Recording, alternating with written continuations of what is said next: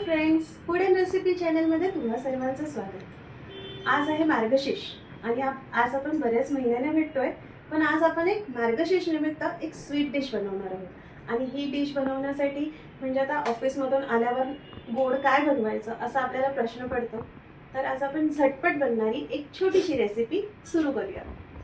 Friends, आपण रेसिपीला सुरुवात करूया। हे मी असं ब्रेड घेतलं आहे। ब्रेडची ही आपण स्वीट डिश बनवणार आहोत, आज झटपट बनणारी डिश।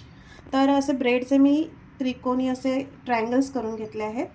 त्यानंतर हे कंडेन्स्ड मिल्क आहे आणि इथे मी थोडं दूध घेतलं आहे। दूध आपल्याला जास्त लागणार आहे, मी थोडं वाटीत काढून घेतलं आहे। आणि ह्यामध्ये आपण हे कस्टर्ड पावडर टाकणार आहोत आणि ह्याचं कस्टर्ड मिल्क बेस बनवून घेणार आहोत।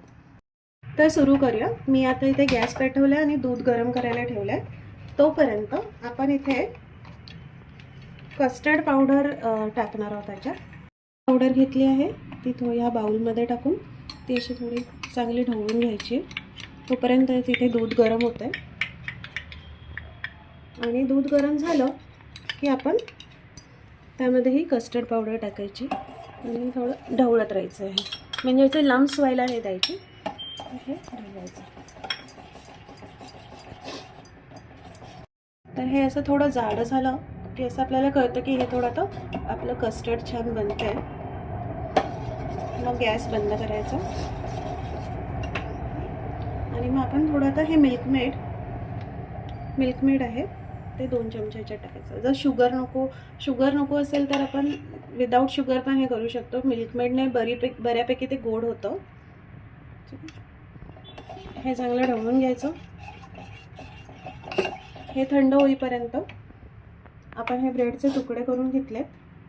आपल्याला ह्यामध्ये घी सुद्धा लागेल, हे करते मी। आता इथे घी घेतलं आहे। घीमध्ये आपण आता जरा ब्रेड भाजून घेणार आहोत।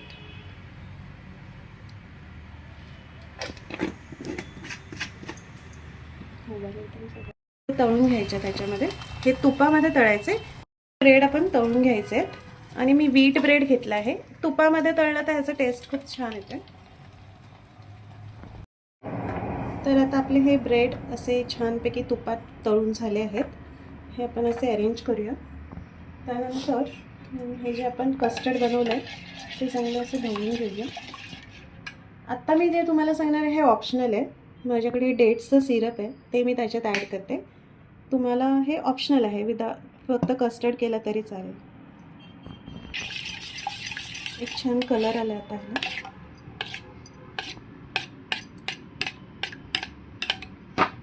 हे असं ह्याच्यावरती स्प्रेड करायचं। ही रेसिपी तुम्ही नक्की करून पहा।